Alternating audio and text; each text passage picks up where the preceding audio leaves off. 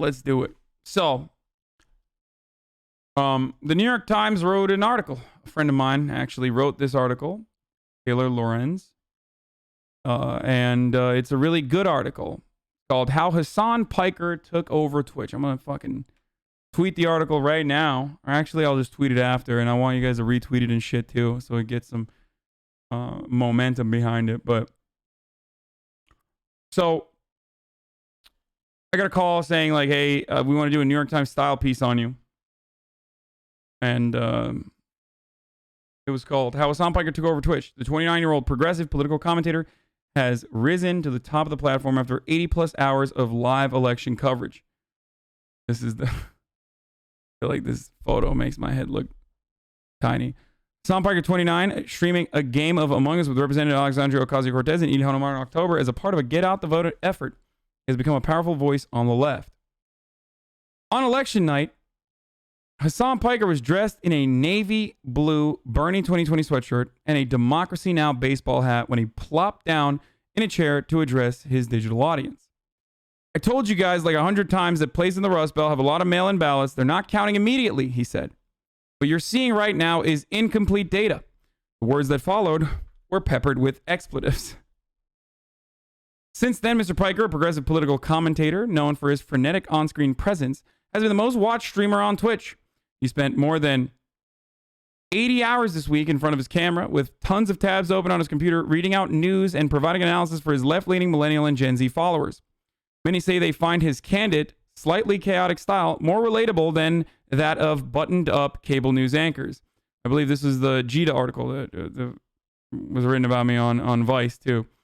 Mr. Piker, with the media personality Richard Fowler, left at a Young Turks event in 2018. This is, of course, hilarious because my mouth is full. I'm eating in this photo. I'm literally eating in this photo, which is hilarious because this is a common occurrence. If you watch the stream for long enough, you already know I eat one meal a day, but I eat for a while. I eat for like an entire hour around 5 p.m. So people came to me because they wanted to hear a point of view, and maybe not a manicured point of view, but an honest point of view, Mr. Piker said. Twitch, a platform known for broadcasting video gameplay, has become a lively political space in recent months. This summer, activists and organizers streamed Black Lives Matter marches and sit-ins for racial equality. Just chatting streams, where people monologue or host discussions, oftentimes about politics, have also grown in popularity. In June, the New York Times reported that Twitch has transformed into an unexpected hub of social activism. The recent interest in political content has been a boon for Mr. Piker. Born in New Jersey and raised in Turkey, Mr. Piker graduated from Rutgers University in 2013 with a double major in communications and political science and took a job working for his uncle, Cenk Uygur, a founder of the Young Turks, a progressive online news and commentary program.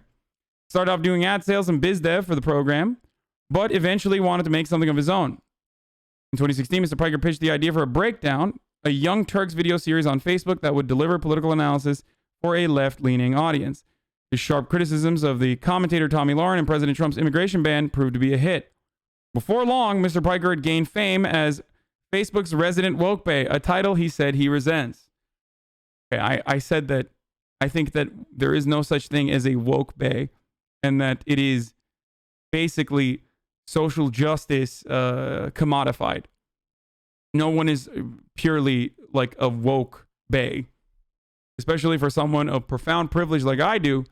The bar is pretty low for someone to be considered a woke bae.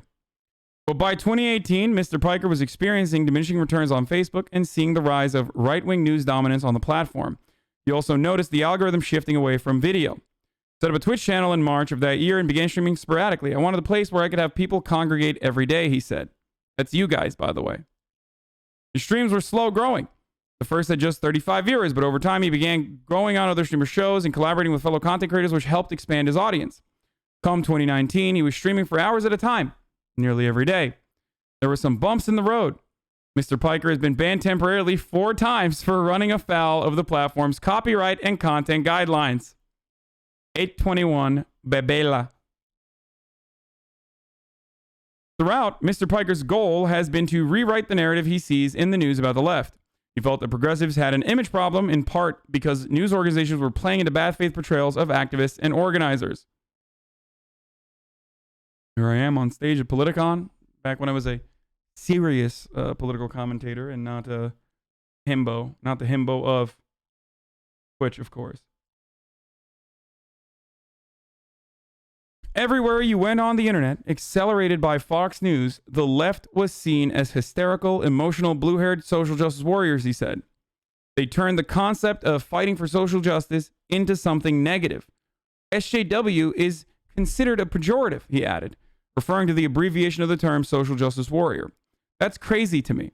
The thing is, those people have a righteous cause, and they have the right to be emotional and frustrated, but unfortunately, the right has been able to create a very successful narrative. In January, Mr. Piker transitioned to streaming full-time. Previously, while still employed by the Young Turks, he had been essentially working double shifts, working during the day and streaming well into the night and early morning. The Democratic presidential primary was in full swing, and Mr. Piker covered and analyzed the process for millions online. Twitch sent him an IRL backpack streaming kit that allowed him to broadcast on the ground, including from organizing events in Nevada and a Bernie Sanders rally in Boston. When the Black Lives Matter protest took hold this summer, Mr. Piker covered that too. I showed what people on the ground were saying rather than the way local news and mainstream media was covering it to some degree, he said. I broadly criticized the local news networks that hyper-focused on looting and all these other tropes they were building about these protests. Mr. Piker kept the momentum up on his channel throughout the debates this fall. On October 20th, he played the game Among Us with Representatives Alexandria Ocasio-Cortez and Ilhan Omar for an audience of hundreds of thousands. He also began to prepare his viewers for what he said would be an election night like no other. On November 3rd, Mr. Piker woke up, hit the gym, then began to stream and didn't stop for 16 hours. His marathon election night stream has been viewed more than 4.5 million times and had more than 225,000 concurrent viewers at its peak. What viewers find captivating is the way Mr. Piker consumes information in real time. Last night, I watched Piker and his guest play for the first time as he clicked on the wrong tab in his disorganized browser at least 3 times. Gita Jackson, a reporter for Vice, wrote in an article last week. Is it Gita or Gita? I interchange, and it's really messed up. I'm sorry. Hard G. Okay, Gita Jackson. English is such a complicated language. Oh, my God. I saw myself and the way that I engage with politics and the news in not just Piker's political opinions, but the way he uses the internet itself. And here's a screenshot, a glimpse from the stream on election night. Ann Alexander, I don't know who this is, by the way, but that's very nice. A 33-year-old New Yorker watched Mr. Piker's channel for hours a day after the election. Hasan consumes the internet at the speed of the internet, she said. He has 50,000 tabs open, and he's going from Fox to CNN to Twitter to whatever. He's consuming news from across the aisle. He's on social media, on reputable news sources. He's also reading all the comments that come in. And sometimes he's listening to commentators and responding to them. It's extremely dynamic. Sarah Clemens, Twitch's chief operating officer, said Mr. Piker's stream was one example of how Twitch has diversified its content beyond video games over the past year. She said his stream reached Twitch's core viewership, millennials and Gen Z. It's a really powerful way to engage with that audience, Ms. Clemens said. Damn, I got props from the COO. Hey, thank you. Thank you, boss. Though he frequently hosts journalists from mainstream news outlets, Mr. Piker said he doesn't have a desire to pursue a career in cable news. In fact, he said that being so comfortable streaming for hours gave him an advantage over cable news on election night. I also did say that the freedom I have, and this didn't make it in the article because I talked a lot, but a part that didn't make it to the article when I was talking a lot about these sorts of things is that the freedom I have here to say what I want, to be able to do what I want, to get, to basically get the power that I have because of you guys, is not something that I would trade for mainstream media legitimacy. Mainstream media legitimacy is good. It gives you more security, right? It does. But also, if I were to work for CNN, I couldn't tell someone to suck my entire cock if they pissed me off. And that's something I personally value. Just saying. Though he frequently hosts journalists from mainstream news outlets, Mr. Piker said he doesn't have a desire to pursue a career in cable news. For the pundits and analysts working long hours this past week, he said, 10 and 11-hour days in front of the camera are unusual. But for Mr. Piker, it's the norm. I stream those hours every single day, he said. This is true. All right. Taylor Lorenz is a technology reporter in Los Angeles covering the internet culture. Before joining the New York Times, she was a technology culture writer at The Atlantic and The Daily Beast. And that is it, ladies and gentlemen. That is the article. So I'm going to tweet it out right now. You guys can go check it out on your own. But here, let me just, we're gonna brigade it a little bit, okay?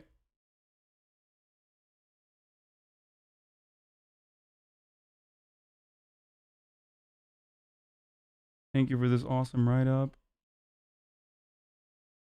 Friends.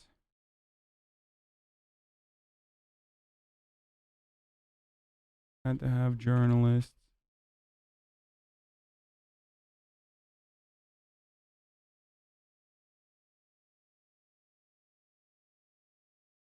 Never thought, actually, you know what I'm just going to say? Never thought I'd be covered in the New York Times positively. Did I not say that? Is that bad?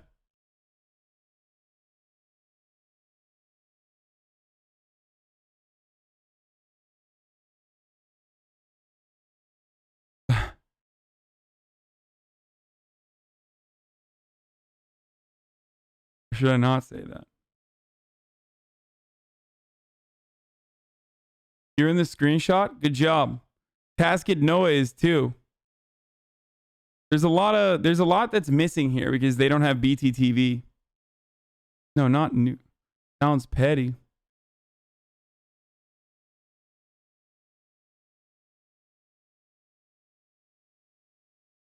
Just say something simple so they're encouraged to write about you again.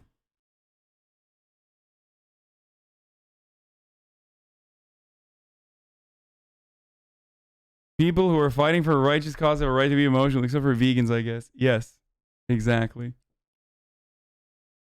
You do get that, like, being emotional is still seen as a burden, right? Like, it's still seen as a negative, even in that the implication is that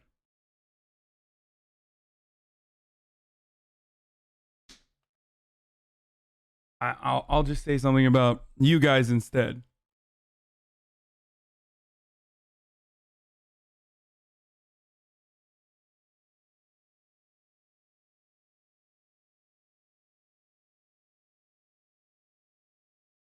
I'm going to say thank you for this awesome write-up, Taylor Lawrence. I wouldn't be where I am without my community. There you go. That's the tweet. Also, go click on it, too. Let's brigade this shit.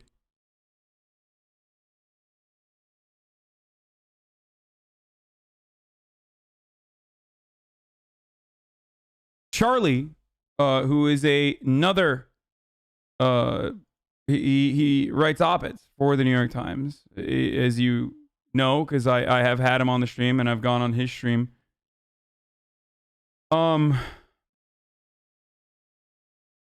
He had a really good take that I retweeted earlier.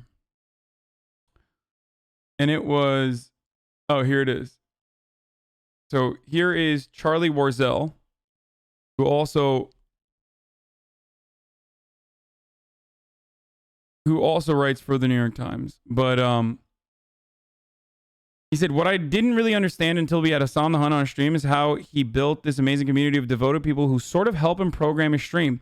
Seems like the secret is that his streams are basically a collaborative effort with his audience. And that is the truth. That is literally the truth. And it's something that I mention a lot. It's you guys. You make it fun for me. I would still be yelling into the void as I did when I had 35 people watching. And I would be yelling into the void if I had 1,000 people watching. But when there are so many people to steal jokes from, pretty much, that's why this is a fun experience. I am nothing on my own.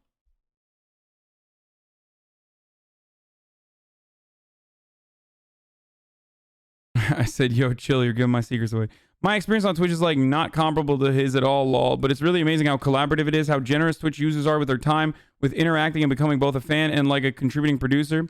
If you can produce that at a scale as Hasan the Hun has, then you have something really powerful. More than anything else, it feels like the heir to cable news. It's participatory. His stream mirrors the experience we all have navigating the internet. It's unfiltered. It's genuine. And that is the truth.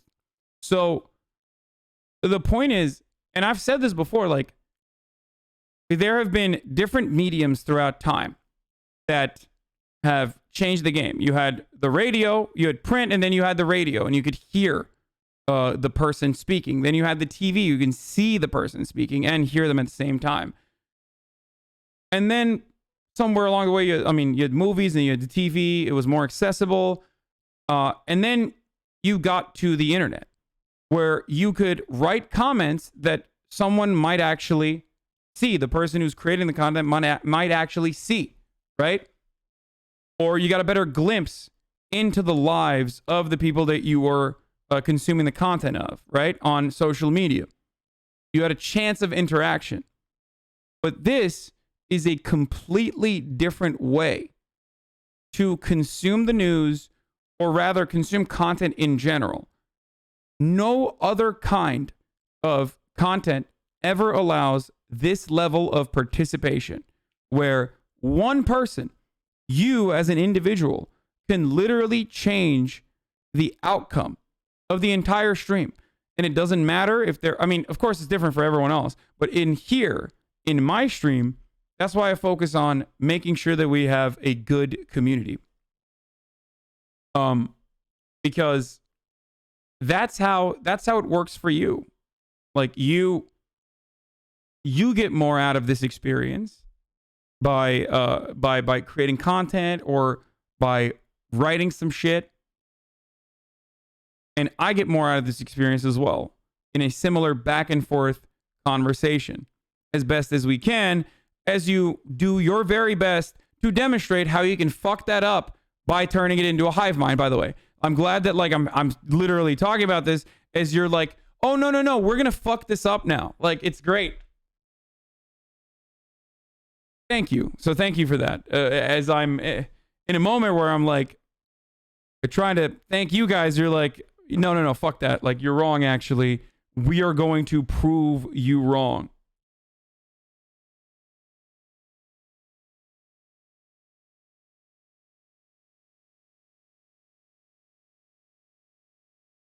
I think this works. I think this works really well. This especially works really well for people who want to engage others, right? I think this concept, like I think this back and forth communication, this format, is really good, specifically for leftist commentators. I think, in a way that it might not work for other kinds of commentary. Because if I was just sitting here, never listening to anything you have to say, and constantly here, I'm just like pumping out the tweet again. Constantly just like talking, it wouldn't be as fun for you.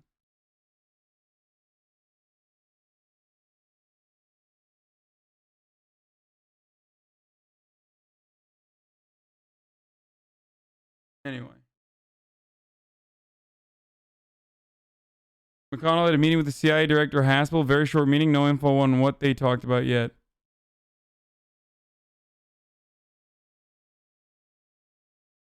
Okay, I'll take a look at it.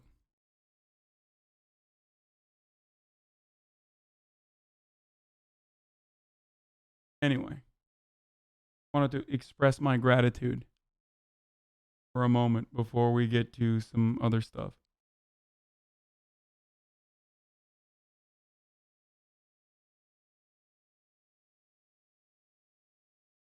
Aldım mı hemen şeyi? Arabada bekleseydin.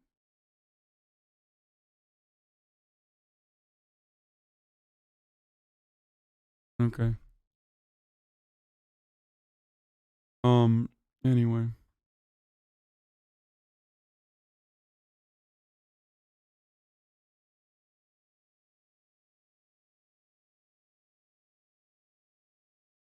Words of the Trumpies that are screaming in an illegal... what? Words for the Trumpies that are screaming pandemic and think the deep state won. Family of mine is full board MAGA tinfoil hat, and I need help combating it at Thanksgiving. Yeah, man. It's... I don't know. Uncle Jank is proud of you. That's nice.